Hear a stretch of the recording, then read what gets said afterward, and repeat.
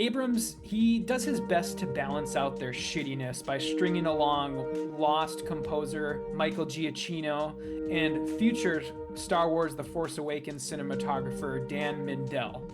And that's kind of the defining feature of Mission Impossible 3, that it's an Abrams movie through and through, because you have the cold opens, you have the mystery box MacGuffins, you have the turncoats in the 11th hour, but perhaps the best part of this film is when the director tries something new. And in this case, it's the first and only time he ever worked with Philip Seymour Hoffman, whose every moment on the screen magnetizes your eyes to the TV.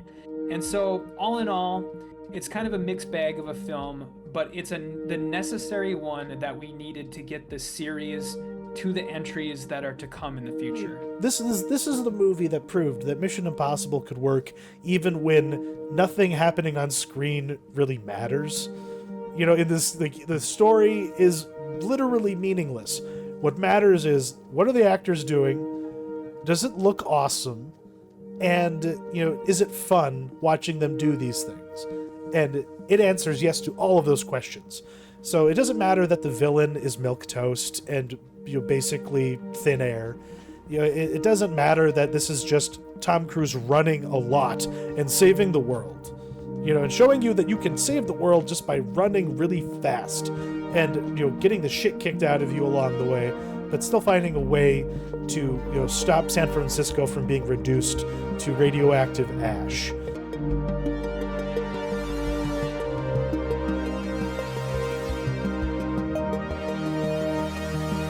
And I just saw my life flash.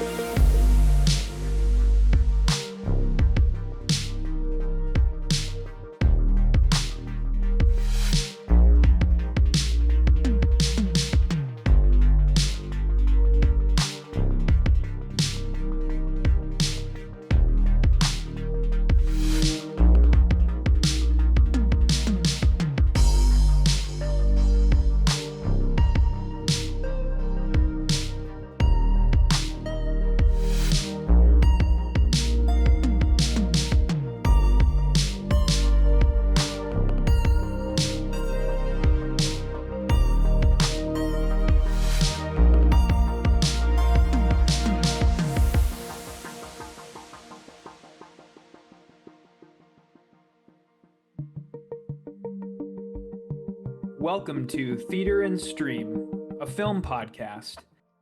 I am Matt, and that is Chuck, and this is episode number 9. We've reached the middle portion of our retrospective on the Mission Impossible films. Today, we'll be looking at JJ Abrams' Mission Impossible 3 and Brad Bird's Mission Impossible Ghost Protocol. And I've got to say, it's quite the turning point for the series, and despite only being separated by about 5 years, we have 2 very different films on our hands. But that's coming up a bit later in the episode. First, we'll discuss the week's news, including a report from the 2023 Cannes Film Festival. We'll be talking some streaming releases in the Watchlist, and wrapping the show up, as always, will be the Mentionable and our picks of the week. That's a lot to get to, so if you find yourself wanting to skip around in the episode, you're going to find timestamps in the description. Throw us a sub if you like what you see. Throw us a review if you like what you hear. And that's the business end of the show. But to get right into it, Chuck, I understand that we have an update to a story from last week. A very brief one. It's funny that they couldn't have just rolled all this out right away. But yeah, some elite hacker found the website too soon. And we got a peek at a preview of Teevee, a hint at what Teevee was, but now we can actually lay our eyes on it, and that is what our dual-screened monstrosity is, because the other feature that they're pushing with it is a partnership with Zoom, and if you can see, there's a notch on the top of the device, because this is that free TV that they're just going to give you, because it's an always-on ad delivery platform. There's a sound bar, and then beneath that is another screen that will be always on, showing you advertising, game scores.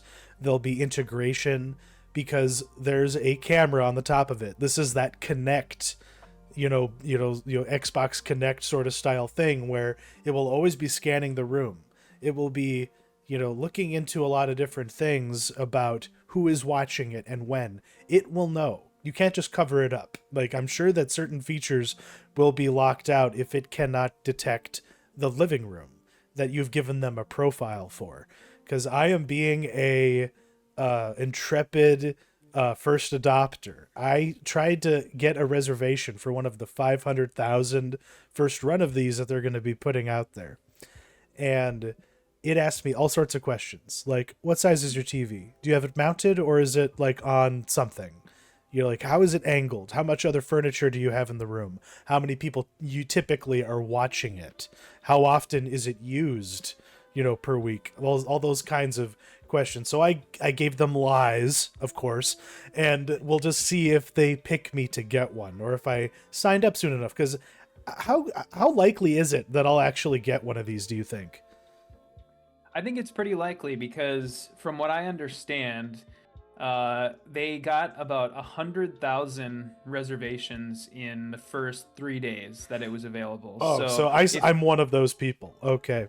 You probably are. Yeah, you probably will if you want to go through with it. I mean, my big question with this is, they still haven't revealed how how exactly do you get a TV with about $1,000 worth of components into your living room for the price of free? And I think the answer to that question is they probably are going to have, when they actually get to the point where they're ready to send you the TV, they're going to say, hey, go ahead and put a credit card down. And then that way, yep. if anything happens to it, if you go and sell it at a pawn shop, or if it gets stolen, or if you break it, we have that on file so we can just immediately charge you because this is an always on thing, because this is an internet connected device. They'll know all that stuff. They'll know if the TV is not connected any longer because it's always on. And so I just have a feeling that there's like going to be a laundry list of stuff you have to abide by, and if you even falter a bit, they're going to just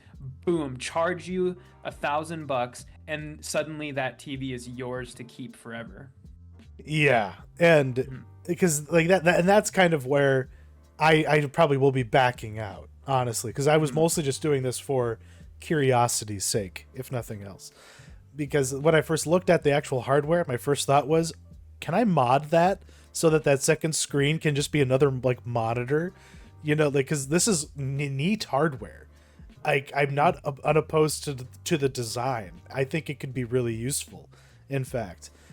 But yeah, by all accounts, this is actually like a TV of decent quality as far as the the technology in it and the components and the fact that it's 4K HDR, and it has a that built-in sound bar that has 5 speakers in it. So yeah, this is actually a pretty decent TV, or would otherwise be a decent TV.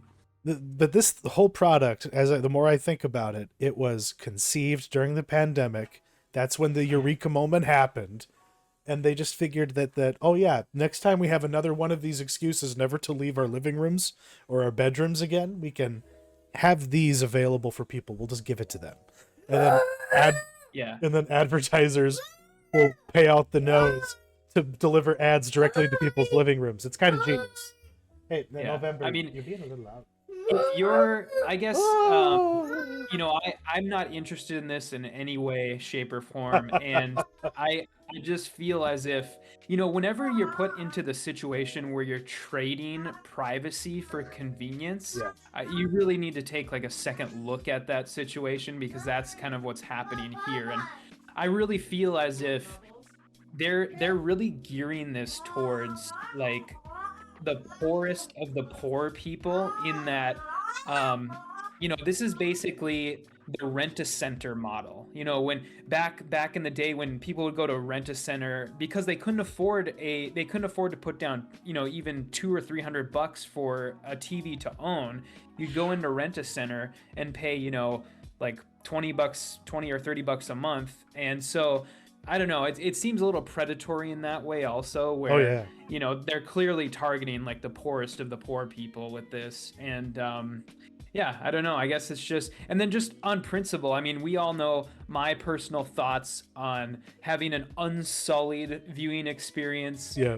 And so I cannot get on board with this by, having so many distractions and, modern day society's constant need to multitask. And I just hate it all. I hate everything about this. Yeah, like if this thing, if you could decide what was on that bottom screen yourself, like there was no one curating it whatsoever, then I would want to buy one of these if I was like into watching football. Like if you wanted to do NFL Red Zone and have like a feed of all the other games going on the bottom and then a focused one on top, I could see like bars or like just man caves buying this kind of product, like this kind of technology. But yeah, untether it from this predatory, service model, this advertising based service model, and just like sell it to me like a TV with extra features, and I would buy it in a heartbeat, probably. But yeah, this is not the way. This is the wrong way to go about things, unless you're, a really skeezy entrepreneur.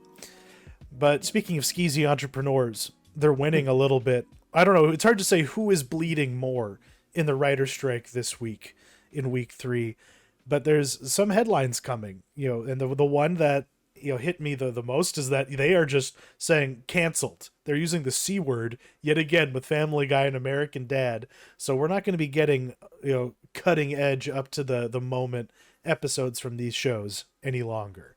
And who knows if they're going to be coming back or where they'll be coming back to once it's all said and done, because McFarlane can kind of just like take his ball and take it wherever he wants to a degree, can't he? Oh yeah, for sure. Especially with these shows. I mean, he has other stuff like the Orville that's, not so popular, but yeah, like this he could take anywhere. And I don't even know where do these shows live at these days? Is it TBS? Family Guy still is a part of animation domination, but yeah, American Dad definitely moved networks completely. It's on, it moved to TBS because it was doing killer on their syndication there. So they were just like, okay, you're ours now, because Fox got sick of supporting it. Yeah, this is a pretty big blow, I think, to the cause. Almost as big of a blow as something like Stranger Things, because I think that was kind of the other sort of part of this 1-2 punch, and so we'll see kind of how this plays out. Yeah, because we also got the very sad news that we will not be having the Emmys on June 17th. So we might not have an Emmys at all. There's just going to be a big black line in the timeline of all the Emmys. It's like no Emmys held this year. We didn't have an Emmys during World War II, and we didn't have one now either. Like it's going to be one of those things. Mm-hmm. That's when the strike. Yeah, definitely like the least important bit of news from this week, but still worth mentioning. But then probably the most interesting thing with the writer's strike this week is kind of how SAG, the Screen Actors Guild, is also renewing their contract with the AMPTP.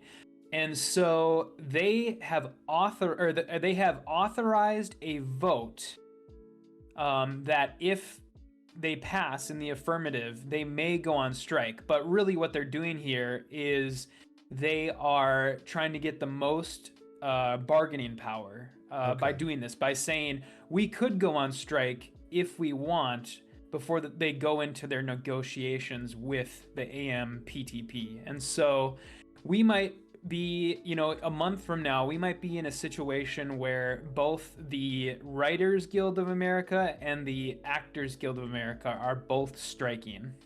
Yeah, because you'd have to imagine that like the directors are probably on the same side as the producers to a degree. They're so miscegenated. So many directors are also card-carrying PGA members, which I assume have something to do with the AMPTP. Maybe I don't know what I'm talking about. But the actors, walking out, that is another extension of the talent arm. That really matters. They're the people who are on the posters.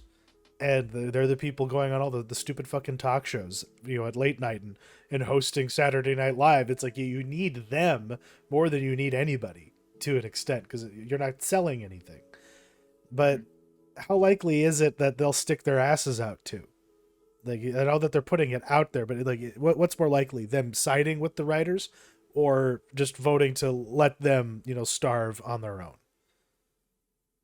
I think they're probably, I mean, as I said, I think they're just doing this mostly for bargaining power because if they say, hey, we could go on strike, this is a possibility, it's all about just kind of putting that message out there so that they have the most leverage when it comes to bargaining. But I think that actors have it a lot better than writers. They haven't quite been put into the same sort of serf category as writers, the serfs of society. But I think it's probably just for show.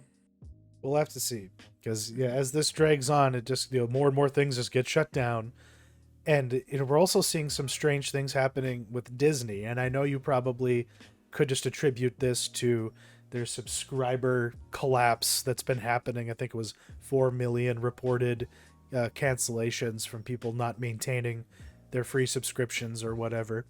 But that's just a lot of money not in Disney's pocket. And so are they just like taking the tax hit? You're trying to like get like a break here by taking things like Willow off of the platform. Like that's 6 months old, and already they're just like, no, we don't want it. Like like what was the liability with keeping that when they spent so much money to make it in the first place? Yeah, I'm not sure. I mean, I guess the unfortunate thing about streamers is that they don't have to be upfront with their viewer numbers like cable TV does.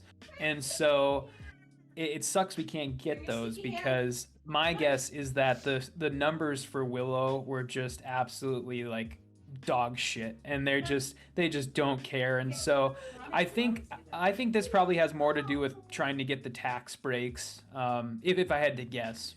So because one theory that I came across that I found compelling, just because I know so little about what truly is in like a streamer contract between like a writer or like a a director or an actor for residuals on these things, because what is the economics of streaming?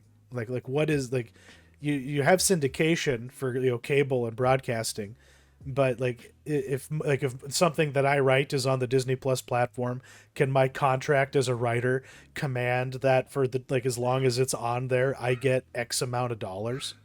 Like how lucrative could these like royalty things be? Is this that them just being like, yeah, we're cutting the fat even further? This is more just we're taking more away from the writers to a degree by doing this.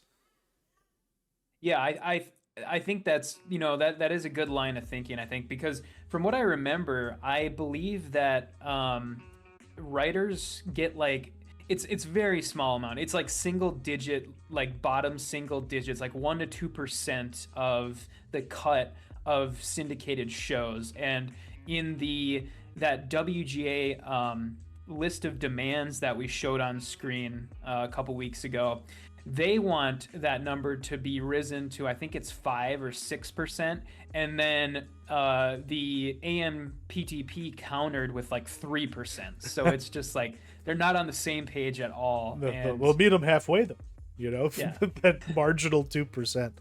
Yeah. So we'll keep following this, because the reality is Hollywood is dying. That's what we're seeing here. We have the debt ceiling about to hit right around the same time as SAG is going to be meeting, so that's also part of it.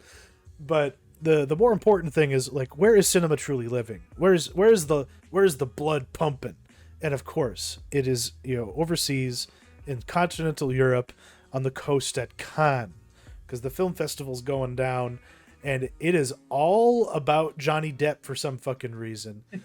Like, I know he, this is his big return, his coming out party. The man used to own a village in this country, for crying out loud. He basically is French. Look at him. Like, you're not an American if you look like that man is a Frenchman. He is amongst his people, but still controversial. Like, what's the deal with the director of this movie? Why is she such an edgelord? Yeah, so the film that he's in is called Jeanne du Barry, I think, and it tells, I think it's the story of Louis XV, and The presence of this movie has been so controversial at Cannes this year because, even despite the fact that he won his court case, he's just a controversial presence to have because many people still think that, he did all those horrible things to Amber Heard. And it doesn't help that the director of this movie that he's in, and also co-star, her name's Ma really? Wen. Yeah, And she's also the co-star. She spit on a journalist because he wrote basically a Me Too article about her ex-husband Luc Besson. Yep. I got an awesome picture of her and Luc Besson. I just want to throw this up here, just for the lulz. Look at that happy couple at the time. Look at Luc Besson. What a man. What a guy. Yeah. And he famously left her for Mila Jovovich. So the child, basically. Yeah. I know she wasn't. She seemed like she was still a child at the time. Oh yeah. So yeah, it's been really weird because there was all that controversy and people were sort of talking more about that than they were the actual films for a while. But luckily this was such a wet fart of a movie to open Cannes Film Festival because the reviews coming out of the premiere were just kind of meh. And so luckily we've since moved on from all of that, and now people are actually talking about the other stuff. Because this is a pretty solid year. This is a good lineup as far as Cannes goes. Yeah, the second one, that you have up here is called this is the new Almodovar movie, and it's a short film called Strange Way of Life, which is sort of a gay cowboy short, I guess is how people described it. Very much in the same vein of Brokeback Mountain or Power of the Dog. And people were pretty mixed on this, though, after it premiered. Some said that the 31-minute short, there just wasn't enough to it because of the running time. It stars Ethan Hawke and Pedro Pascal. They say that they have good chemistry, but at the end of the day, a lot of people just said this is basically an extended Saint Laurent commercial, the fashion designer, because this movie was made in collaboration with their new spring fashion line. And so auteurs are always making these low effort, quote unquote promotion films like this. Why basically why act like this was actually a movie in the first place?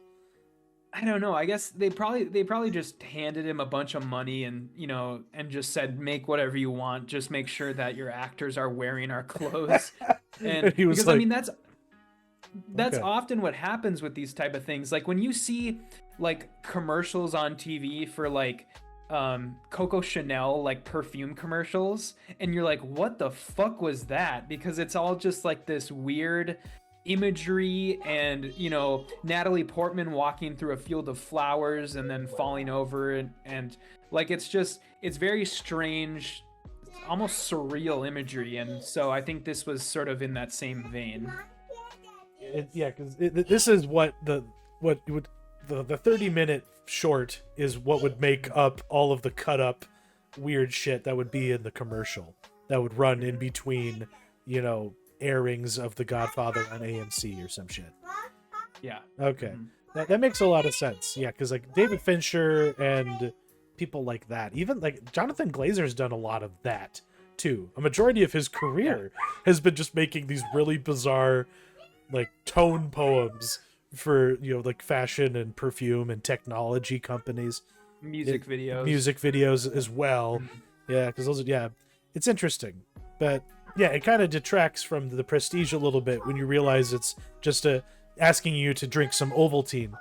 But then we also have another little bit of newsworthy things, because it wouldn't be Cannes unless there was some kind of either muted or negative reaction to something. But they were very polite. They gave Harrison Ford his 5-minute, ovation. But the reality is, the reviews coming out of this movie, not just scuttlebutt on the internet, Variety is actually running review, or an actual review about this movie that is rotten. And actually, this movie is rotten right now after its premiere at Cannes. But Dial of Destiny might not be the movie that Kathleen Kennedy was hoping for. Even though Bob Iger has been like trying desperately to make people believe that it's good. He's seen it like 5 times, but it's like after the second, I would have given up on it. Like if I were him, but he just has to have this win. But this movie probably not going to live up to the company's expectations, which is unfortunate because this thing sounds like it's maybe marginally better or even marginally worse than Crystal Skull, depending on who you talk to.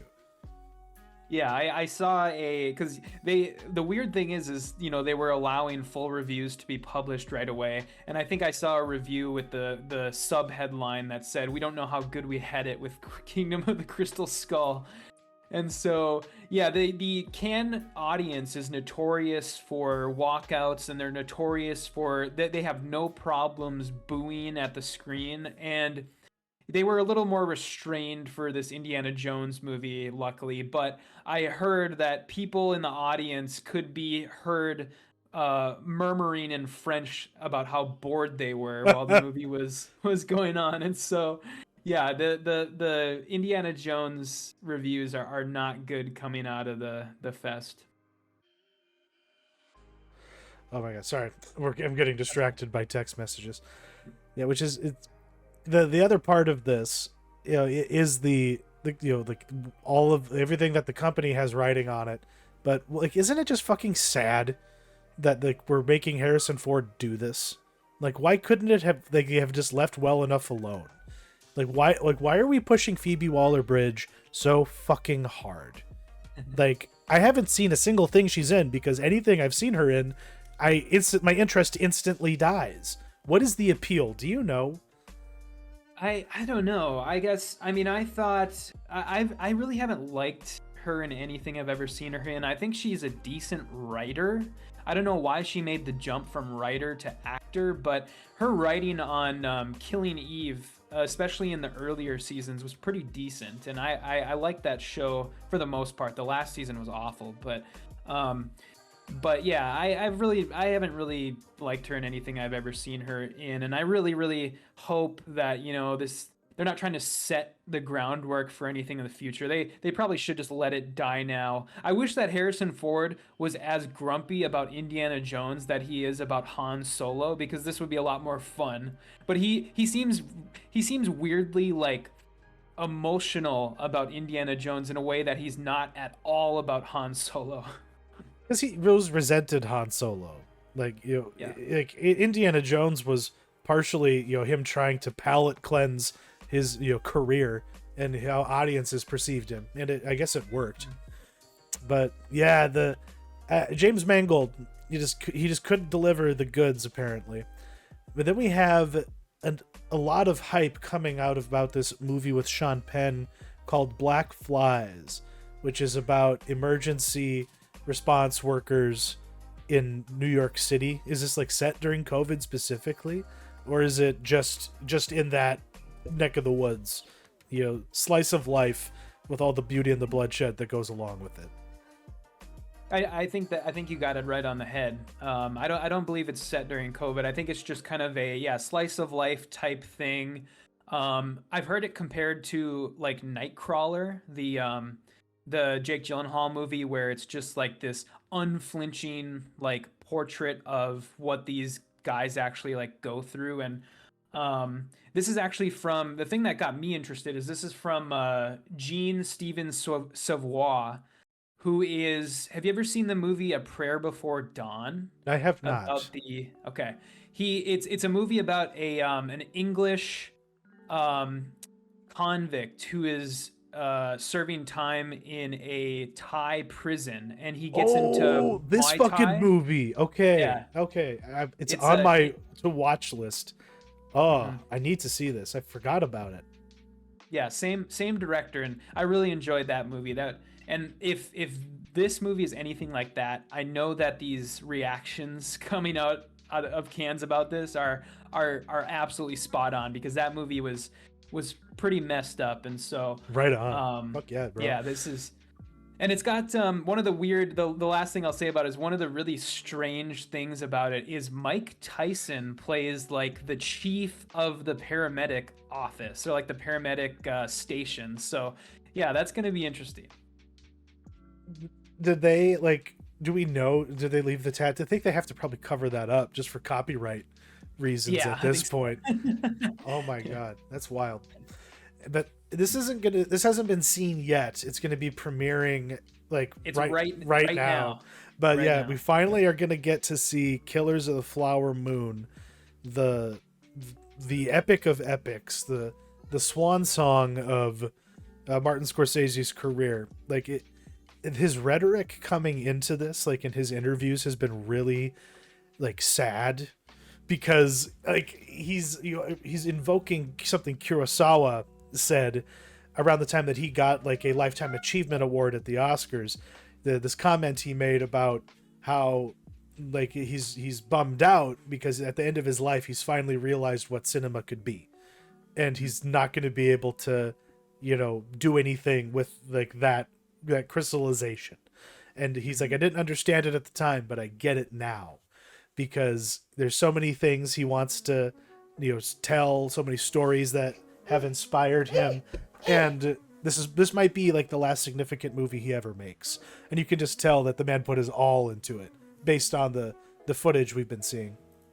Oh yeah. They just released this new trailer because of the premiere today, and yeah, just great trailer, and I do hope that he has more in him, hopefully. But if this is going to be his final film, I would be perfectly fine with that, because this book is so good, and it's like a ready-made epic.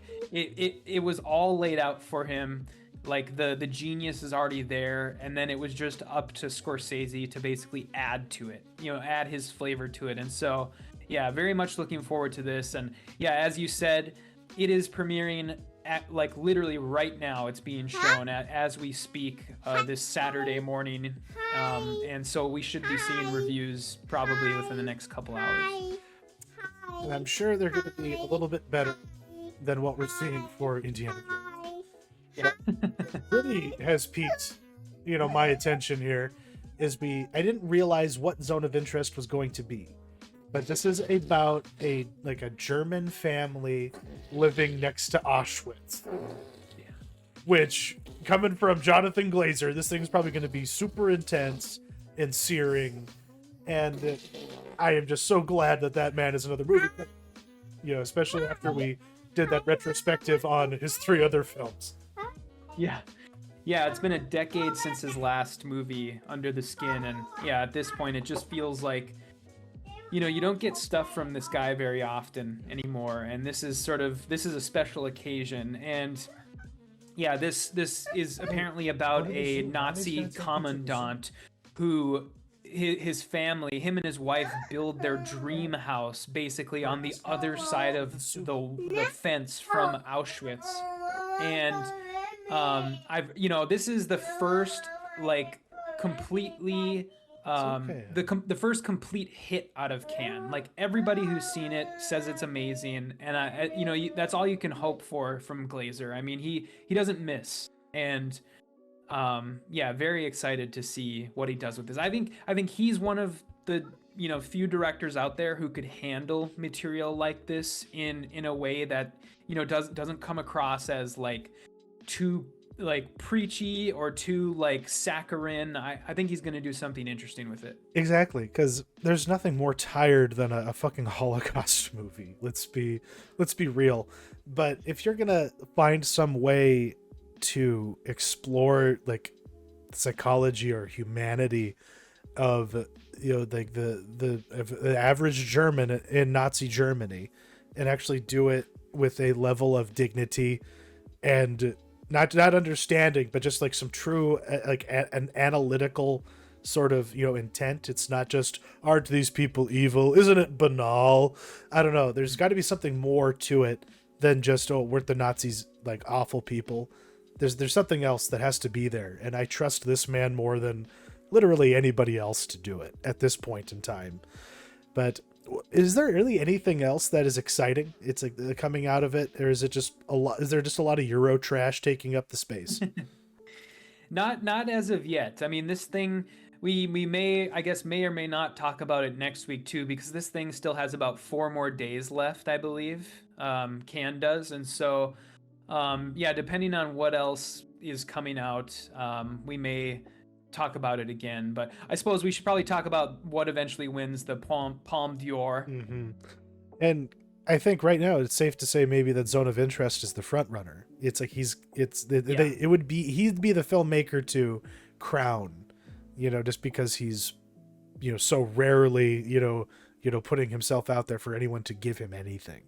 And he's also kind of inscrutable. He doesn't do a lot of interviews from what I recall. Mm-hmm. But moving on to the watch list, I am kind of enjoying this trend where they're just taking everything that was old and making it new again. But with Dead Ringers and now with Fatal Attraction, I'm really digging the vibe. It's working.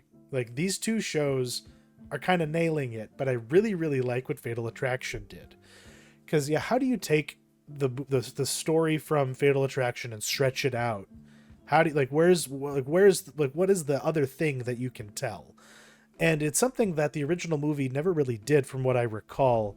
I don't really remember the ending. I just remember the wife killing Glenn Close in the house and then credits rolling. I'm not sure exactly where they leave those characters. But what the show does is that it also does it does a time jump. You basically start out with the main character played by Joshua Jackson at his parole hearing, because he had pled guilty to killing the woman he was having an affair with, played by Lizzie Kaplan, and the Glenn Close character. And so there's two different timelines going on. It's kind of True Detective-y in that way, or like Yellow Jackets. That's another very obvious example. But you have the story of the affair. It's kind of like The Affair, even, one could say. He's an alum of that show. And that's the vibe, because you see what made the affair happen, and then you also have this present day timeline where he's been released from prison and he's trying to revitalize his relationship with his daughter, while also trying to exonerate himself for a murder he pled guilty to and had to admit to in order to get paroled. That was contingent, was that he fully accepted blame for the murder, but then he's out. And there's a really outstanding supporting cast to this show as well. I can't remember his name. He was in Blonde. He was the makeup handler for I can't remember that actor's name, but he's wonderful. He's in this as his partner in crime and mentor in trying to solve the mystery of what actually happened. But it's a pretty dang good show, honestly. Way better than I thought it would be. I rolled my eyes when I saw it on Paramount Plus initially, but I'm here for it. I recommend this. So let me ask you this: you would say that this is like a genuinely good show? Yes. Like you wouldn't place it in almost that guilty pleasure category? Like, the show that I immediately think of when I saw this was Hulu's the Kate Mara show, A Teacher. Yeah. Okay. No. This is leagues better than that. Okay. There's genuinely good writing. The chemistry between Jackson and Kaplan is legitimate. But when they dive into her psychology and you get the episode that shows things from her perspective, it's a lot like the show You. And I would say quality wise, it's better than that. It's less soapy than that. There's something a little more serious going on, but it doesn't forget what it is, which is a really soapy, pulpy, bedroom movie. This is the date movie that makes you side eye your date. Kind of like Gone Girl or something like that. But Paramount Plus, they've been killing it this week for us, because we had this show.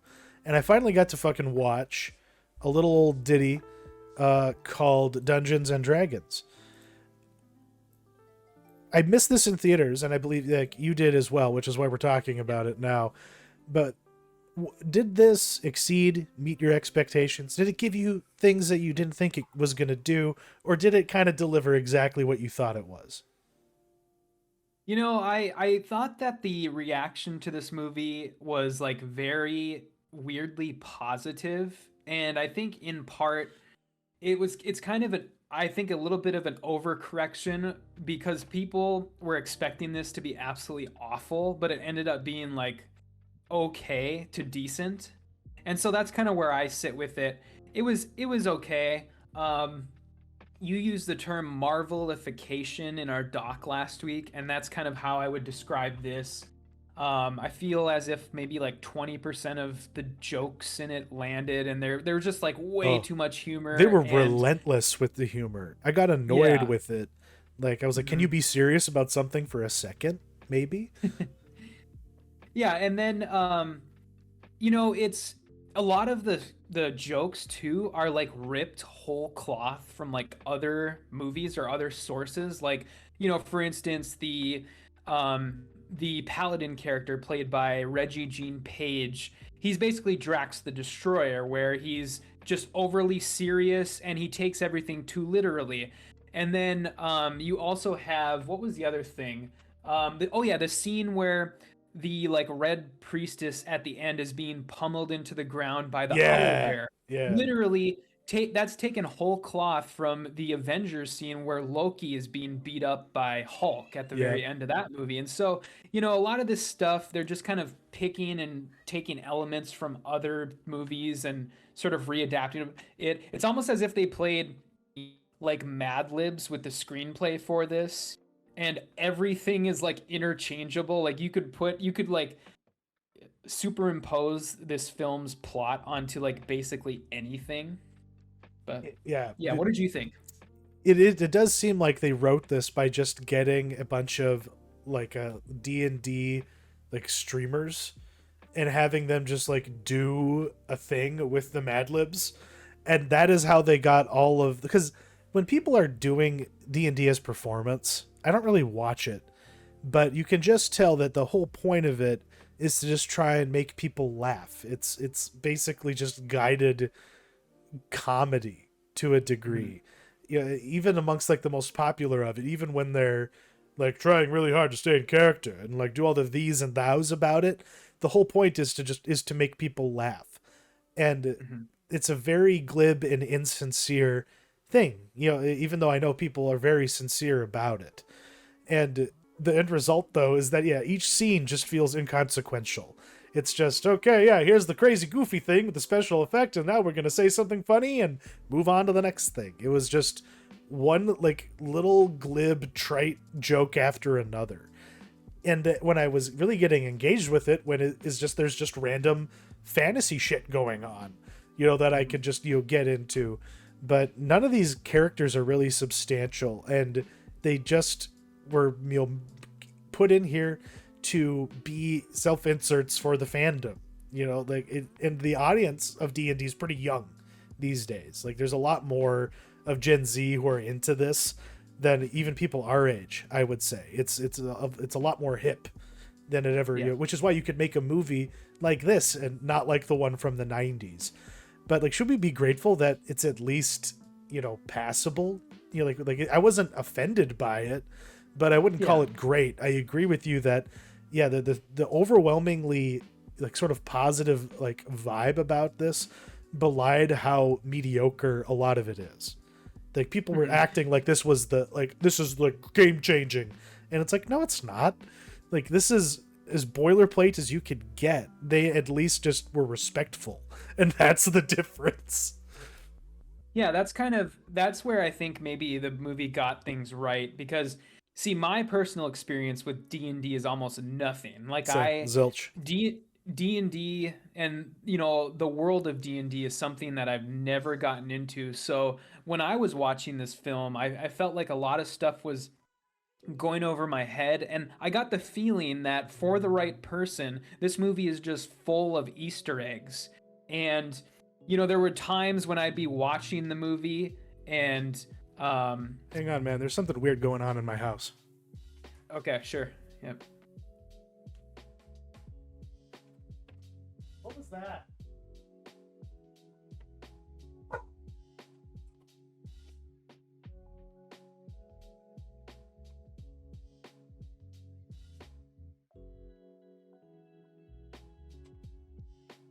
Jesus. Fuck. Sorry. Okay. I've never been in my room, which is over my garage, and had the garage door open before. Oh, I'm okay. so fucking sorry. This has been No, it's okay. way too chaotic. I'll just let me start that whole thought over. So yeah, my experience with D&D is basically like nothing, and so other than maybe a couple of the video games I've played in the past, but I got the feeling that this movie is chock full of Easter eggs that I just do not understand because the camera would like linger on things for like a second too long, and I'd be like, what was that? Like, was that supposed to be something? Or you know, they would make references. I think one of like the only references I got were when they'd be like Baldur's Gate or like Icewind Dale, and then I'd just be like, oh, I know what those are, but everything else is just like way over my head. So I mean, at least they did it. They seem to have done right by the fans of the property in that way. And I guess there are certain scenes in this film that I did enjoy. Like, I think the highlight is probably that graveyard scene where they're waking up all of the corpses and then having them like replay their last memories. Yeah, that was the most like pure part of the movie, where things were just happening effortlessly, and it didn't feel contrived, and it was just like effective storytelling and filmmaking. Speaking of, who are the directors and writers of this? What are they known for? Well, I know I can't remember the name of one of the guys, but it's a directing duo, and one of them is John Francis Daly, who got his start on Freaks and Geeks and as an actor, and he sort of transitioned into writing. And they other than this movie, they've written a bunch of comedy films. Like their most popular film is Game Night from the early 2010s, Which is why this is just so quippy and funny, it is, because that was basically just Mad Lib comedy. It was just D&D comedy anyway. Yeah, they have a formula, I guess. Are they going to be getting more? Are we going to be getting sequels to Honor Among Things, or can we get a whole new cast with some more interesting characters in there? Yeah, I hope so. Oh God, yeah. I mean, thank God that I won't spoil it, but thank God one of these characters we don't have to deal with anymore. But I think we are going to get more because the one thing about this film is it got the rare Chinese release, where it got the okay to be released in China, and it did pretty gangbusters over there. And so I think we will get another one. But that's one of the things that I notice about, especially with fantasy movies, when they get released in China.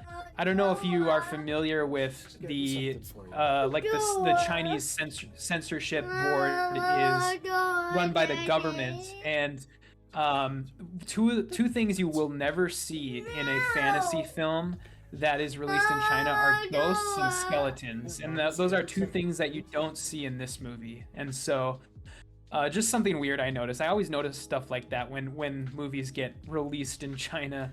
But that's why all of the dead bodies in the graveyard are like, sort of like Skyrim type like drawers instead of being just skeletons. Because of that one. If they are 400 years old, they should like be less than bones. Yeah. And you got a quick hit for us for the last season of Barry. There's a lot of shows leaving us all like right at the same time. All the Kino shit is leaving. Is this season like, I've heard some mixed things about it. Are those people wrong? I think so. Yeah, I think, other than Succession ending in 2 weeks, this show will also be ending. And, with one fell swoop, HBO is just going to get rid of like 2 of their best shows ever. And this show, it's become a monster, and Bill Hader is its Dr. Frankenstein, basically. And I just wanted to sort of take the temperature 2 weeks out from the series finale and just say, continue to gush about this show because it had a killer twist, that is on par with the episode 3 of Succession that happened earlier this season, a similar sort of twist like that. And where the show is at now is I feel like it's in such a good position where the to use like an analogy, the Bill Hader he's flying the plane and the skies are clear and it's not raining and the landing gear is down and the runway is dry and all he needs to do is just land the plane, and it's gonna just instantly become a classic in my opinion. And this show, it's just been such a journey as far as I've talked about it on here before, as far as what this show started as and what it has turned into. And yeah, very much looking forward to that series finale, both of those series finales.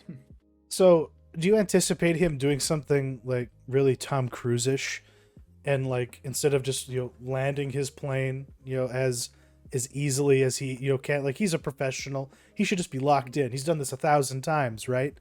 But no, is he gonna do some loop-de-loops and like flip upside down and take the picture of the inside of a MiG cockpit just for the sake of it, just to prove that he can? I don't know. I mean, he actually already kind of did that with the twist that happened. I suppose that's true. Yeah, a couple episodes ago, because I mean, you were alluding to it, but that the twist sort of divided, I think, the fans of this show, and I personally thought it was genius. But yes, I'm very, very much looking forward to whatever Bill Hader does after this show too, because he's reached the point now where I don't think he needs to be pigeonholed into doing comedy anymore, because he has proven that he can do dramatic stuff, and he just has such, I believe he has such a reverence for film, and he seems like he really knows his shit as far as the stuff that he alludes to and the callbacks he makes and the homages he makes to other films. You just get the sense that he really knows what he's talking about. Congratulations to him, by the way, for finally being able to announce his relationship with Ali Wong, the other queen of streaming right now. Are they going to work together? That would be interesting, yeah, because she's also in a place where, she started out as a stand-up comedian, and she's in a place too now where she could probably do anything she wanted as far as actual acting goes, not just stand-up comedy. So, yeah, I mean, I think the sky's the limit for both of them. Sky's the limit. That's where you want to be. That's why you give all your money to the Church of Scientology, after all. Because the time has come to transition to the second part of our retrospective on the Mission Impossible series. We're moving into the territory where we needed a palate cleanse. We needed to hit the reset button. We needed something radical to, change the paradigm for what these movies could be. Mission Impossible 2, yeah, it was the biggest movie of the year 2000. But even Tom Cruise knew that it was a dog. So how does he reboot his franchise, Matt? Yeah, you bring in a young and hungry JJ Abrams, which this movie being his first blockbuster, he kind of does what he does best and creates a competent film with his signature non-style. But I don't think the movie isn't without its moments of panache. But both fortunately and unfortunately, the ever loyal Abrams also brings all of his friends along. Starting with quite possibly the two biggest blights on IP-driven movies, Alex Kurtzman and Roberto Orci. My kings. My kings. These guys are such kings of trash. Sorry, I love them. They're here and they're doing what they do best by ruining the film with the written word, as they will do in the future for Transformers, Star Trek, and The Amazing Spider-Man. But Abrams, he does his best to balance out their shittiness by stringing along Lost composer Michael Giacchino and future Star Wars The Force Awakens cinematographer Dan Mindell. And that's kind of the defining feature of Mission Impossible 3, that it's an Abrams movie through and through, because you have the cold opens, you have the mystery box MacGuffins, you have the turncoats in the 11th hour, But perhaps the best part of this film is when the director tries something new. And in this case, it's the first and only time he ever worked with Philip Seymour Hoffman, whose every moment on the screen magnetizes your eyes to the TV. And so, all in all, it's kind of a mixed bag of a film, but it's the necessary one that we needed to get the series to the entries that are to come in the future. So that's kind of my initial thoughts. But yeah, Chuck, what did you think about Mission Impossible 3? I was completely taken aback. Actually, I was brought back, rather, to when I saw this movie in the Mott Playhouse Theater.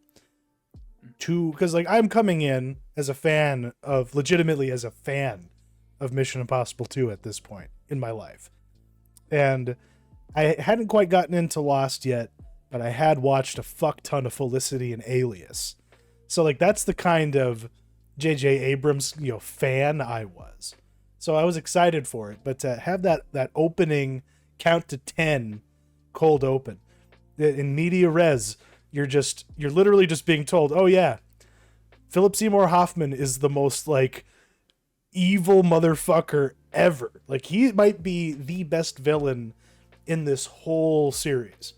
His performance is just so fucking powerful, and just I don't know, every single thing he does, like every little expression on his face, like in between his lines, which are so terse and monotone, but his eyes just burn into your soul. And I don't know, the writing that they gave him, like he got the best lines. Everything about, like, when he's getting interrogated and he's like, what's your name? Like, he's just trying to, like, goad the interrogator into giving something up about himself. I don't know. Like, there's just such a cold, calculating, evil logic to everything that character did in this movie. And it's partially why it overcomes all the hokiness that Orky and Kurtzman bring to the table. And I don't know, there was just so many sequences in this that took me aback, because I just didn't recall them being so fucking, like, bleak and, like, stark and, like, downright, like, oh shit, like that slow motion shot of the helicopter coming up over the bridge, and you just see those guys, those, like, SWAT guys with their helmets on and their fucking machine guns, and Ethan Hunt hasn't seen him yet. He's just getting oriented after having his vehicle roll, because there's a drone shooting missiles at the fucking bridge and shit. And you can just see the realization come across his face, even though he hasn't seen it yet. He knows. He can hear the helicopter. And that just, like, made my stomach drop when I rewatched this. And it's not often that, like, an old movie that I'm familiar with really has an impact like that. Like it felt like I was seeing it for the first time again. Like, I had forgotten, like, some of the power that this movie had. But that said, there's a lot of this that you could tell was chintzy and was left behind as soon as they moved on to the next installment. Like, they tried really hard to actually give him a team this time. What did you think of those guys, those characters? I thought they were mostly, like, forgettable. I think that, luckily in future installments, we're finally going to get to a point where he's bringing people over from, like, the previous films, and he finally gets to a point where he actually has a team that he's bringing from film to film. But this team was not it, because I don't know, I remember, like, I don't know why Maggie Q was ever a thing.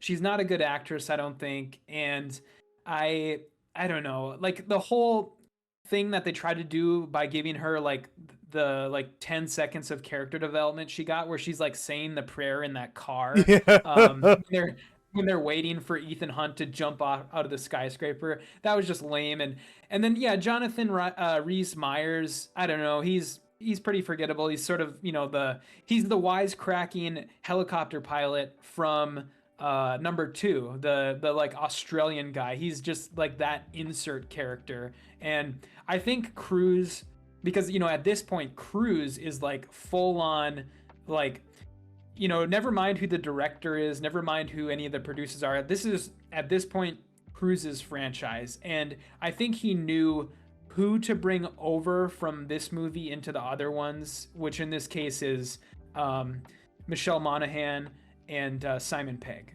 Yeah, they were the most pleasant additions.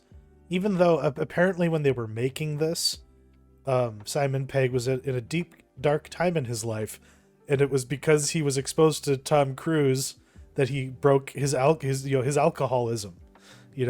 Based on some research I did.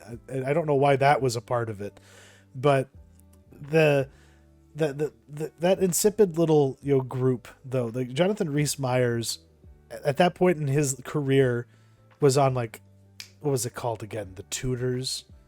And you would expect that he would have gotten more juice from this movie, but yeah, there wasn't room for anyone else to grow. Though there's one tall poppy in this field, and his name is Tom Cruise. And and that's why so many of these other, like, quote unquote stars like Kerry Russell show up just to have like a really brutal death, just to like make you think that anything is possible. Yeah, because they just needed, because at the end of the movie, Ethan Hunt has that same thing in him. And if there's a testament to what this movie brings to the table, it's back to having a plan, having it go really fucking wrong, and then having to improvise to try and solve the situation and still save humanity and the woman you love, and somehow get out of Hong Kong, and all in one piece. And he finds a way to do it, and it was all seemingly really practical. Even like Davian, like on the bridge escape, the gadgetry that they put in this.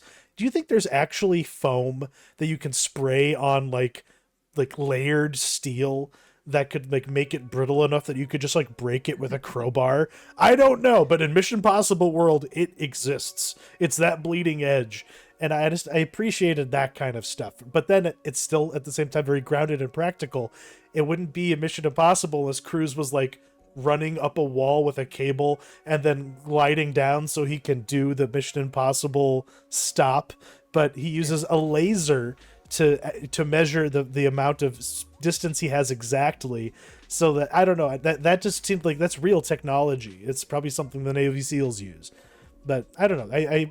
I enjoyed that aspect of it, because the gadgetry can either be nonsensical or just be like something that why doesn't this exist? I don't know why there's a random picture of the fucking Avengers in between the clips, but it's there. Yeah, the gadgetry, it after the bonkersness of Mission Impossible 2, it's taking a step back into the real world, sort of as is Abrams want to do. But I agree. It's a lot of it's really cool. I think in this movie, the ambition of the mask scenes has finally caught up with the technology, because that first mask scene when Hunt dresses up like Davian, it is so well done. I mean, you can tell that they're blending CGI and actual practical effects there, but it's so well done how the camera is rotating around and they're hiding the cuts behind like Ving Rhames' back, essentially, when the camera goes behind Ving Rhames' back, and that's where they're hiding the cuts between when Tom Cruise becomes Philip Seymour Hoffman. And yeah, very, very one of the better mask scenes. And then of course you have, like as you said, the brain bomb, which that scene is so fucked up. Like I remember I was talking last week about scenes that sort of disturbed me from the second movie. Well, that scene disturbed me in this one. I just remember seeing that in theaters also, and just thinking that was so like just fucked, like absolutely messed up. And very, very cool though. I mean, very memorable. It balanced out. I'll always have that image of like Kerry Russell's eye going like all lazy when it happens. Yeah, no, and and that really fucked me up as a fan of Felicity, man, because I was like, oh shit, my girl's in a Mission Impossible movie. Yeah, she's probably going to be really important to it. Nah, she's just going to like die instantly, and then just be not in the movie at all anymore. Shout out to the other dude from Felicity who plays Scott Speedman's roommate. He also was in Star Wars: A New Hope. He was like a X-wing, not A New Hope, for Force Awakens. He was like a pilot for like a single shot. Greg Grunberg. Is that his name? I think so. That's the guy who's in like every JJ Abrams property. Yeah, He was in Lost, Alias. too. Yeah, and he was the pilot in Lost. Yeah, Yep. he's the guy that Yep. gets killed by the smoke monster in the pilot. Yeah, he for some reason is his like lucky charm, and he'll just always be brought along. But but I appreciated the cameos until it was just like, oh, why is baby Aaron Paul here? What is he bringing to the equation? I guess he's just. I mean, he looked the part for the like loser younger brother of Michelle Monaghan, who literally he answers the phone when Ethan calls him. It's like, I don't know where she is, type thing, and that was funny. I really like seeing that because you could see in that that scene especially, you could see where they would cast him as like a strung out meth head. Yeah, because this is 2 years, before you can see he still has a skinny child's face still, even though I'm sure he's a grown man at that point. But he definitely looked older when he did Breaking Bad. I just want to shout out the cinematography in this though. There was parts of this where I was like, holy fuck, they did this before The Dark Knight. They did this before, like I just didn't appreciate it for what it was when I saw it at the time. Because returning to it, I was taken aback by the scope of its visuals on that sequence in particular. Like there was just some of those shots I just don't remember being as awesome when I saw it in the theater as when I was 16 years old. But I would love to have seen this on a big screen again because it deserves it. It looks spectacular. But then it gets really corny. It gets really corny sometimes though. It balances itself out.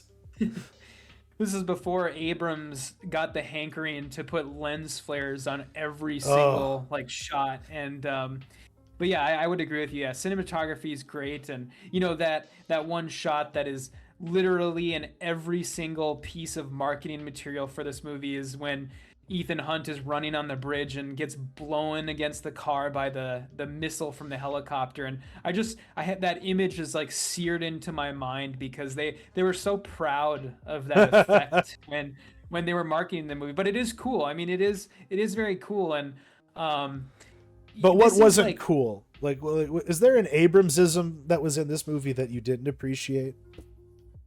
The whole rabbit's foot thing is stupid, and it's especially because you can tell that they thought it would be a cool thing if they never revealed what it was, but it just comes off as lazy, typical Abrams mystery box bullshit where, it's not cool that you didn't explain it. It's just lazy. That's all it is. Yeah, because that's why the only reason JJ Abrams has the cachet around his use of the mystery box is because it fueled an industry. It gave online writers about properties like his something to do. Lost employed a lot of people, dissecting and prognosticating about what could be in the box. But that whole gimmick still exists. I found an article from Screen Rant written 2 years ago, that was about what is the rabbit's foot, which is all this clickbait because the answer is it could be 6 different things, but one of those things is cool, but we're just going to have it be described really, really vague. So it could be, something as lame as a virus, which has already been done. We already did that in the last movie. So why not be a little bit more concrete? So it's not just, some nebulous nothing. The rabbit's foot could literally just be a gag. It could be a lie, and that would have been maybe more interesting. Is that it's just like an empty capsule? It's just something to keep terrorists busy. You know what I mean? It could all just be a wild goose chase. That would have been more interesting than just leaving us with our own imaginations. But other than that, I was really annoyed with how many times Abrams would needle drop in a sequence. That party sequence, you would have a scene of people talking, they would play one random 60s pop staple, and then cut to another part of the night, other people are talking, and a different song is playing. And it was the entire soundtrack to the Father of the Bride before we actually get to the Billy Crudup introduction and the movie actually gets going. Like, why is he like this? Why is JJ Abrams like this? Yeah, that I don't know. That was very strange. That whole party scene. I mean, I get why it's there because you're trying to show, Ethan Hunt has moved on and he's living a normal life. But that scene, more than any other scene in this movie, really sticks out as like the scene from the year 2006, between the music and just the way that people are dressed, all that 2006 like fashion and the conversations they're having and stuff. I don't know. It's just that scene really like hit me in like the nostalgia funny bone more than any other scene in this movie.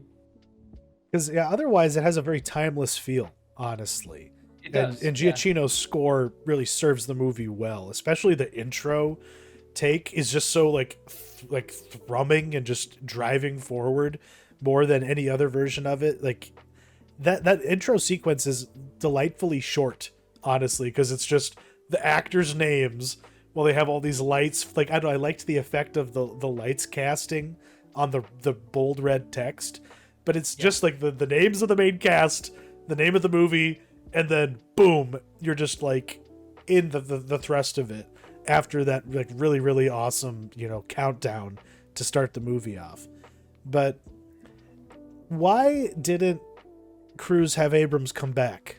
Was Abrams just beyond it at this point? Like why didn't he even like was it just not an option, maybe? Yeah, I think you're correct. I heard somewhere that the only director that's ever worked on Mission Impossible that wasn't asked to return for a sequel was oh god, why am I blanking on his name? The guy who just did the last one. McQuarrie. Two. Who did 2, Mission Impossible 2. Oh, John Woo. John Woo was the only director of any Mission Impossible film that wasn't asked to come back and do another one. And other than that, every other director was, which includes Abrams. And I get the feeling that by the time the fourth one, started pre-production, which probably would have been around, early 2010, Abrams had already like rocketed into the stratosphere. He was already working on Star Trek. And so I think he was long past it. That's too bad. But anyway, this movie was his like audition for everything that he did after it, though. It really, it's why he did Star Trek. It's why he did Star Wars. Ultimately, it's how he proved that he could make Super 8. But because not a lot of other filmmakers, as we'll find, were able to take their time in the Mission Impossible director's chair and do something with it afterwards. Even though they might have deserved it. But I guess we'll get to that in a little bit. Liv, do you have anything else to say about Mission Impossible 3? I just wanted to comment on, to speak a little bit about the ending of the movie, or sort of the final scenes. The like final set piece strikes me as being like very small scale, almost as if they like ran out of budget or something. It almost seems like anticlimactic, and they set it in like the inside of like those Chinese like shanty town houses, and they were clearly on like a soundstage too. You could totally tell. And then, they kill off Davian so suddenly, by getting hit by that car. And I don't know, it was just like very like almost comical in how sudden everything was and how small scale it was. And then it turned absolutely ludicrous when, Michelle Monaghan resuscitates Tom Cruise with like open wiring or an open electrical current. I don't know. That was very, very, it gets a little gonzo for my taste, especially after you had mentioned how realistic Abrams is compared to John Woo, and it gets a little gonzo.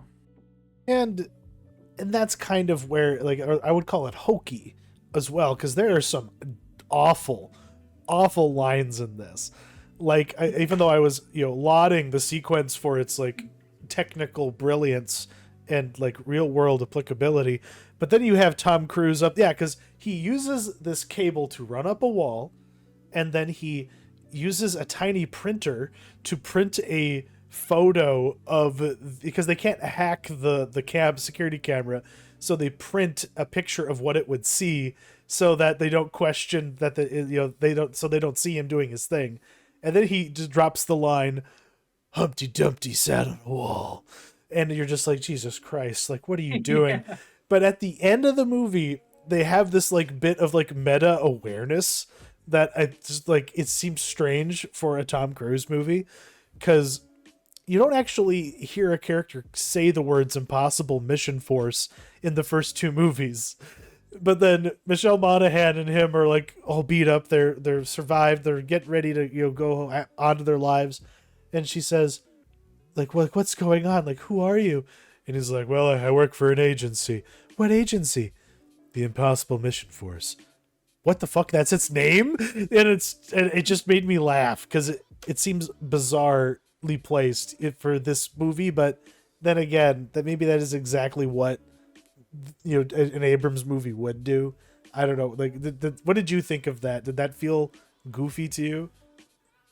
Yeah, it was definitely goofy, and yeah, a little bit fourth wall breaking, and yeah, there are multiple moments like that in the movie where you just kind of have to shake your head and your hands at the lines. But yeah, I mean, the last thing I guess I'll say about it, speaking of the actual ending, is I think it's incredibly obvious that this was planned as the final Mission Impossible film, just because of how it wraps up. You're giving Ethan Hunt the walking off into the sunset ending, living a normal life. But I think the only reason we got more is because this movie like just did absolute bonkers like business. I genuinely think they thought they were on the downturn for this series, and they figured, we might as well put one more out, and make a cool 100 mil, but they ended up, just doing absolute gangbusters. And I think that's the only reason why we even ever got a fourth one. No, I think you're right, because it elevated what was possible for a movie of its budget, for a property that wasn't based on a comic book or a video game or like some fantasy series, because that's what the rest of Hollywood was really leaning into, which is maybe why he thought, okay, yeah, this is beyond me. I have to start thinking about, being in the dark, Universal monster movie universe or something like that. But instead he was shown, no, there's still some juice left in this old horse. And he took it out for another run.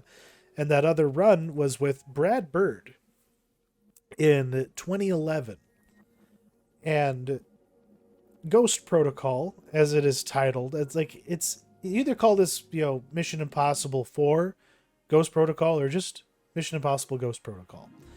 And in this film, it takes what JJ Abrams showed could be possible, but it does it in a way that is a lot more homogenized. It's a lot more streamlined, but at the same time it ignores a lot of the things that made Mission Impossible 3 really awesome.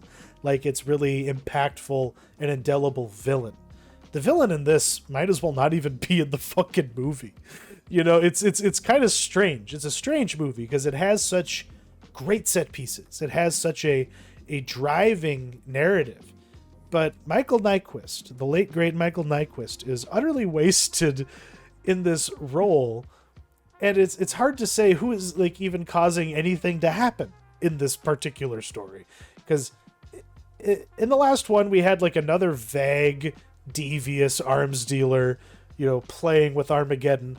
And in this one, we just have some Russian bureaucrat scientist who, like a lot of other rich elite people, believes the only way to save humanity is to wipe out as much of it as possible. He just wants to do it with nuclear weapons. And that's not really. This is the movie that proved that Mission Impossible could work even when nothing happening on screen really matters. In this, the story is literally meaningless. What matters is, what are the actors doing? Does it look awesome? And is it fun watching them do these things? And it answers yes to all of those questions. So it doesn't matter that the villain is milquetoast and basically thin air. It doesn't matter that this is just Tom Cruise running a lot and saving the world. And showing you that you can save the world just by running really fast and getting the shit kicked out of you along the way, but still finding a way to stop San Francisco from being reduced to radioactive ash. And while this might not be the best Mission Impossible movie, I will say for the record I really like 3 a lot more than this. But in watching this pair together, I remembered what I was taken by it for. It's a really charming Mission Impossible movie. It doesn't go too dark. It doesn't go too sleazy. This is the most family-friendly one of the bunch. You don't have Philip Seymour Hoffman traumatizing people. You don't have really fucked up deaths in this. This is the one for the kids when they're old enough. I was not old enough to watch those first 2 Mission Impossible movies, probably. As far as my emotional maturity level. But you could probably safely put this on for some pretty young kids and not get too worried about it. And because I have to look at it through that lens, because sometimes I have to have a toddler in the room with me. And I can't exactly, rewatch Men anytime soon, and have her be, present. And Tom Cruise kind of nails it. Brad Bird, this was his live action debut after doing The Incredibles and Ratatouille, and it just and it kind of was also kind of, this is a franchise for a filmmaker to show who they are. JJ Abrams did it. John Woo did it in his own way. He was already baked. We already knew who John Woo was, but getting to see what a good filmmaker could do with a set of toys like this franchise with this star. You have Jeremy Renner in that supporting cast. You have Paula Patton, who brings really nothing to the table, but it all kind of works in spite of the fact that I feel like there's other movies in this franchise that have better qualities. This is the most mid of them, but I'm not offended if it's on the TV. I'd sit down and watch it. What do you think of this one? Yeah, I'm inclined to agree. I mean, I think this one sort of brings the fun back into the equation.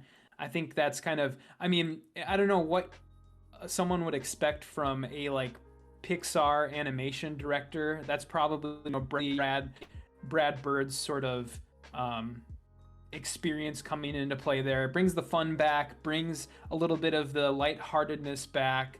And yeah, this is what I really remember this one as being is the first one of these films that made the Tom Cruise stunt a major part of its marketing, big time. And they were putting the Burj Khalifa stuff everywhere. It was everywhere. And they were putting pictures out of Tom Cruise sitting on the very, very tip top of the Burj Khalifa, and they were putting out behind the scenes videos, and now they do that for every single one of these movies, and it's an integral part of the marketing campaign. And so I think that was a good direction to go, because that sequence, that Burj Khalifa sequence, incredible, is among one of the best, if not the best, action set piece in any of these films. And yeah, I mean, I just think it's really fun, and a lot of very memorable moments that you can sort of pick out and say, I like that moment, I like that moment, I like that moment. And so yeah, that's kind of where I stand on it.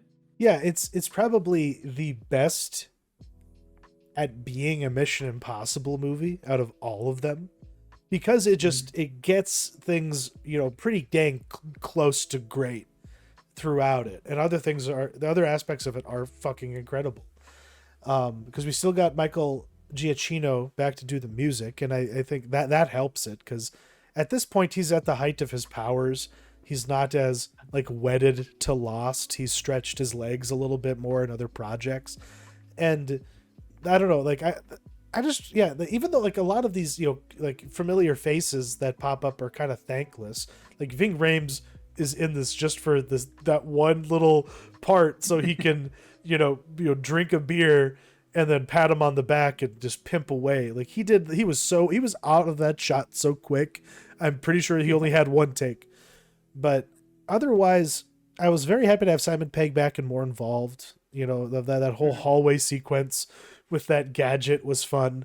But you talk about the Burj Khalifa product placement. The iPad product placement was on another level. Oh, Because yeah. this was, Yeah, as you that's- noted, this was when they were first rolled out. Yeah, the iPad with the, making it like basically an integral part of that whole wall device, and it's so distracting because it's like a Gen 1, iPad that it's giant and it's got that giant case on it and that like weird worm camera, and it's one of the few things in this movie that really doesn't hold up, because the second you see that iPad, it instantly puts a date on the movie, and that date is 2011. I know exactly where I was. I was working at Target, selling those iPads to folk, stringing them onto 3G contracts with AT&T and Verizon just for the extra attachments, so I could get myself a thing, so I could go see a movie and not have to pay. Yeah, I would get snacks if I sold enough attachments, so that I could go to movies and not have to buy concession stand prices. But What do you make of the cold open for this one? Because they do the cold open thing again, the scene with Lost Josh Holloway. yeah, because And this so is what do still you a bad make of robot that? movie. This is still a bad robot production, which is why Yeah. he's there. And it just made me so fucking sad that guy didn't get to be something. Because you get such a glimpse of the action star he could have been in this. That whole stunt with him jumping out of the building and then having the cushion inflate just at the right moment to stop him from dying. I thought that was pretty neat. That was a cool sequence. And then he just gets murked by Leah Sadu. Like, are you kidding me, man? Like, and even though in the doc you brought up Blue is the Warmest Color, this predates that movie actually. This is actually like, Oh, really? yeah, this Okay. is her debut in a way, as far as American audiences are concerned, from what I know.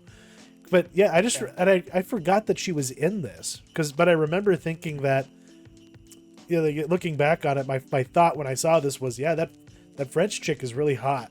I wonder why is she here? Because like she doesn't really do much beyond that like whole like mirrored exchange with the diamonds. She's like, otherwise, yeah, she just gets chucked out a fucking window. She gets thrown off the Burj Khalifa. And does anyone notice? Like, where are the authorities? Like isn't her body just like smeared on the sidewalk somewhere? Like who's looking into this? Like, how often does this happen? Yeah, that's a good question. But yeah, she's like, I have 100%. I'm 100% convinced that she was chosen for this role strictly because of the resting bitch face she Yes. has, where she just, she stares daggers with those bangs, those blonde bangs, and she just looks like evil. She looks like a evil, like, femme fatale hitman. And yeah, that she's great. She makes the most out of her very small amount of screen time, like, a lot of people in the film, and except for Michael Nyquist, of course. Oh 'Cause god, that poor he's motherfucker. Like because when did he die? It was long after this movie. But having yeah, seen it him, was, yeah. but having seen him in those first, like the Swedish original Men Who Hate Women, Girl with the Dragon Tattoo adaptations, I expected a lot more from his name being in the credits for this. Like, what happened with the writing there? Like, did they just not try? Like, what were they focused on when they wrote this movie? Well, I mean, I think it's kind of like you said, where he is the bad guy, but he's not in a lot of the scenes because the IMF team, they're constantly like one step behind him in the movie, because all this movie is him collecting all the necessary stuff he needs to launch a nuke. And so, he's first he has to get the codes, and then he has to get the suitcase computer, and then he has to get the satellite. And so they're constantly like one step behind him. So he's never actually in any of the scenes with them until like, the brief scene when it reveals that it was him with the mask on in Dubai. And then at the very end, when him and Tom Cruise have their fight at that car vending machine thing, and that was pretty fun. That was a fun sequence. It is pretty cool. Yeah, and the one cool thing he does is the part when he kills himself to make it so that Hunt can't get his hands on the suitcase thing. That is pretty cool. But yeah, it was sort of too little, too late. Where he just kind of dies after that, and that's it. What was your reaction to the mission accomplished?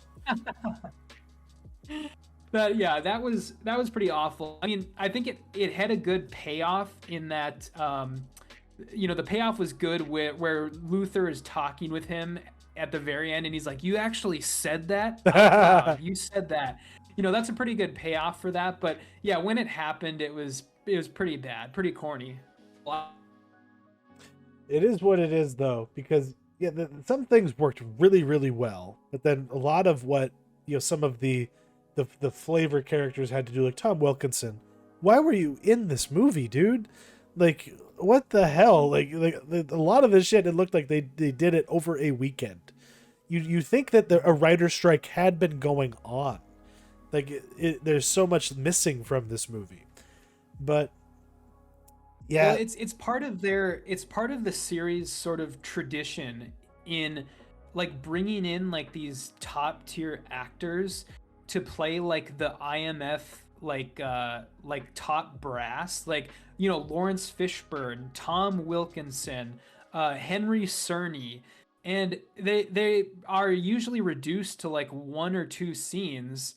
And then they're Anthony like Hopkins. never heard from. Yeah. Anthony Hopkins, yeah. They're never heard from again. And so, as I was saying earlier, it's part of these movies' attempt at sort of, making some sort of cohesive cast that, comes from movie to movie to movie, which they really don't figure out until the end of this movie, when you finally have, people that you're gonna bring over into the next movies. And I mean, even in this movie, Paula Patton is never heard from again. Jeremy Renner is never heard from again, even though it's like strongly implied that they were gonna be in the next movie with that like cell phone scene at the end where he gives them all cell phones. And yeah, it's very strange. Did you think that reveal at the end worked? As far as was that a good emotional payoff for like Renner to be like, "I'm the reason why your wife is dead." Is she dead? I don't know. Like that whole part, just like I forgot how cornball and ridiculous it was. Seeing Michelle Monaghan going out with her, I assume gay black nurse coworker out for some margaritas on after almost getting vaporized. Because the nuke just misses like that tower in San Francisco. I forget what it's called, or like it hits it, lands in San Francisco Bay, and they just go there to hang out and just be like, "Yeah, man, everyone almost fucking bit the dust here, including my wife." Who I'm like trying to keep safe by having her not be involved with me, but when me not being able to stop this plan at stage A of the process would have saved her life. I had to be at the very last fucking second. Like, she is not safe anywhere on this planet Earth. You know what I mean? Like, apparently Mission Impossible Land is the most unsafe version of this world that could ever exist, because the apocalypse seemingly happens almost every other day. But Ethan Hunt is the only reason why it doesn't happen. Does this franchise continue on after we see Dead Reckoning, do you think? Does he hand the mantle off, or is it just over, done with? Mission Impossible will never be made again.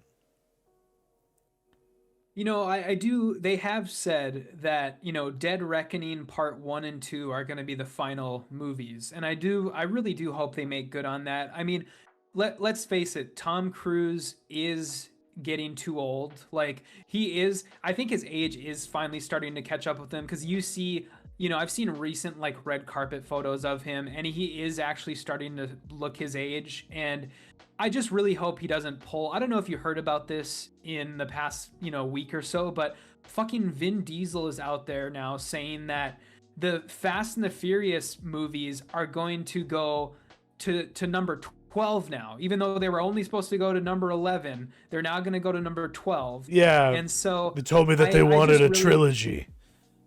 Yeah. I just really hope that, he realizes that he needs to stop. All good things must come to an end. Like, we shouldn't get another Top Gun. We really wish we weren't getting more Indiana Jones. So, yeah, spare everyone, especially yourself. Because we got these movies. These movies are good. That's the thing. Like these two movies that we talked about today, both of them, just, carried forward a level of quality that, really, is, lost in a lot of other franchises. The commitment to making something really, really good is, a hard to come by. When a lot of the time there's contempt for the audience, we can at least trust a man like Tom Cruise to want to entertain you and to give you something exciting, and you could just, since he's the producer on these, it's like his name is, at the top of, the headline, in every way. But, like, was Paula Wagner, I didn't remember, was she still associated with this? No, this is the movie where, her and Cruise dissolved their studio, it was Cruise Wagner Productions, and Tom Cruise renamed his studio just Tom Cruise Productions. Oh my God. And what that's the guy. That's the very, very first thing during the intro credits in this one. That's the very first thing you see, where it says a Tom Cruise production, and it's like, oh man, he is just dispensing with any sort of social graces or any sort of humility he has, and he's just putting himself fully out there now. Jeez Louise, what a motherfucker. But that's why we love him, and that's why, like, I think we commented on this. It's like the first two movies I saw on VHS, and these two films I saw in theaters, which is, part of what the power that they ultimately had. And these next two I saw on streaming. I just think that's interesting that these different eras of this franchise were delivered in that way initially. Mm-hmm. Because that's how long the thing has been going. Yeah, it's like, what, 25 years now, or more than that, 30 years almost. Japers. Yeah, Jesus. What's your mentionable before we move on, do you have something else you want to say? I was just gonna say, going into these final two, 5 and 6 that we're gonna do next week, in my idea going into these final two is that, these are the best of the best in my opinion, and I'm really excited to revisit these ones now, because I've only seen each of them, because they're the most recent ones. I've only seen them each one time, and so, but from what I remember, they're incredible, and so I'm curious to see how that idea holds up. But then the final thing I wanted to mention was, if anybody didn't see, we got a new trailer for Dead Reckoning this week. Yes, we did. And it was pretty spectacular. So, yeah, go out and watch that, because, just kind of by coincidence, while we're doing this series, we just got a new trailer for that movie. And yeah, we will see kind of where this goes. Looking forward to that. Actually, there is one thing I wanted to bring up before we moved on. What the fuck happened to Brad Bird? Yeah, I have no idea, because I was thinking about that while I was writing down my notes for this movie, and he hasn't done anything since Incredibles 2 in 2018, and I was under the impression that he had been canceled for some reason. He had been Me Too'd, but that was actually fellow Pixar alum John Lasseter. And so I don't know if he just got really burnt out after Incredibles 2 or what, but yeah, he hasn't done anything in about 5 years. Really strange, because God, what was that other he did that one dog of a movie with George Clooney, I believe. What was Tomorrowland. Tomorrowland, and that didn't really help his career too much. And No. and I don't know. I watched The Incredibles 2, but it just wasn't. It was kind of a misstep, in my opinion. I wish he hadn't made it in retrospect. Yeah. But what is your mentionable for this week? Yeah, so my mentionable is I don't know if you ever watch this program. I mostly just watch clips from it on YouTube, which you can go do right now. But CBS Sunday Morning, the sort of news magazine on CBS, they did a profile with Jeremy Strong. And this is really, really good. It's only about 9 minutes long. It's all up on YouTube. You can go watch it right now. And I really sort of gained a lot of respect for the guy watching this, because he's not a Nepo baby.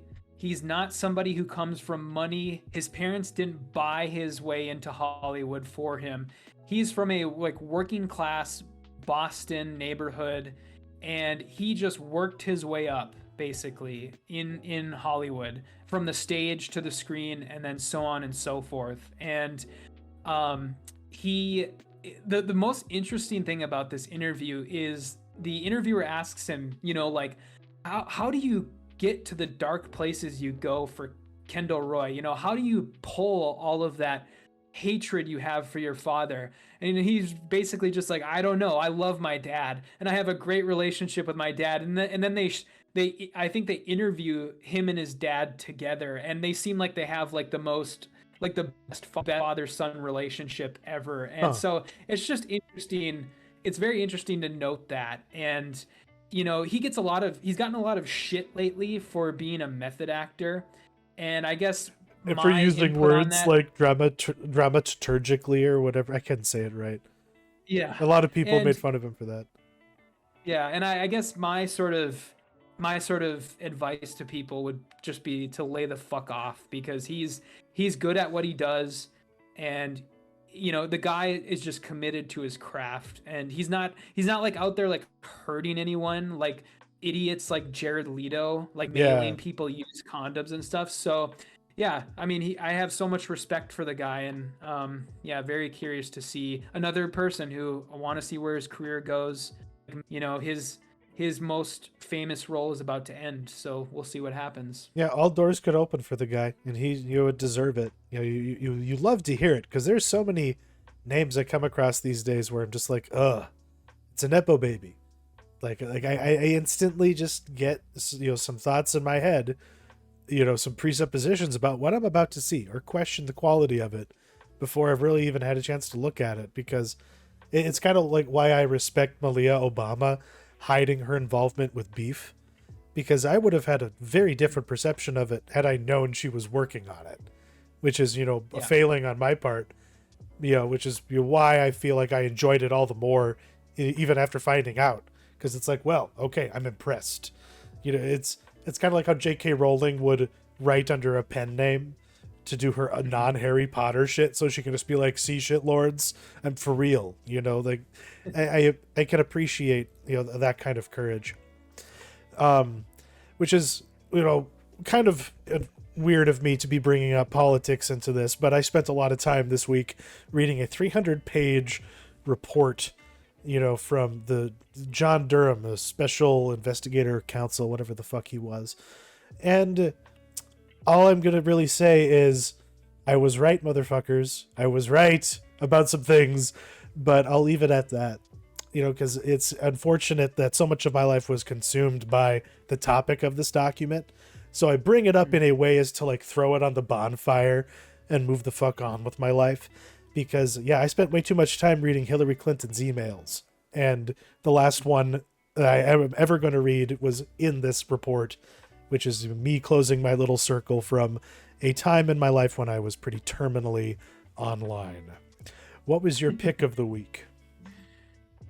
Oh, I'll say Ghost Protocol, Mission Impossible Ghost Protocol, because I think it's probably the one that probably deserves the most second look at. I think I was pretty I was pretty set in stone on my opinions of Mission Impossible 1 and 2, and for the most part 3. But I think number 4 is the one that I'm going to do a little bit of an about face on. And once we finish all 6, we'll have to rank them as we Yeah. see fit. But I feel as if my list is going to get a little jumbled now. See, mine definitely got a little jumbled too, because I came in way higher on Ghost Protocol, but I'm gonna recommend Mission Impossible 3 because I did my about face for that movie. I feel very differently about it. I feel almost like it's JJ Abrams' best movie. Like I don't know. I have a lot of thoughts, and I'm probably gonna watch it again because I just miss Philip Seymour Hoffman, and everyone should just go appreciate what that man gave us with that movie. I recommend Mission Impossible 3 for the villain, if nothing else. Next week we're going to be doing Mission Impossible 5 and 6. What are their subtitles again? It's Rogue Nation and Fallout. And Fallout. Yeah. Yep. So yeah, they're all on Paramount Plus. Watch along with us. Angie is so fucking sick of me watching Mission Impossible movies, but she makes me watch Twilight out of order. So it's a fair compromise, in my opinion. Thank you all for watching. Have a really good week, everybody. Yeah. See ya.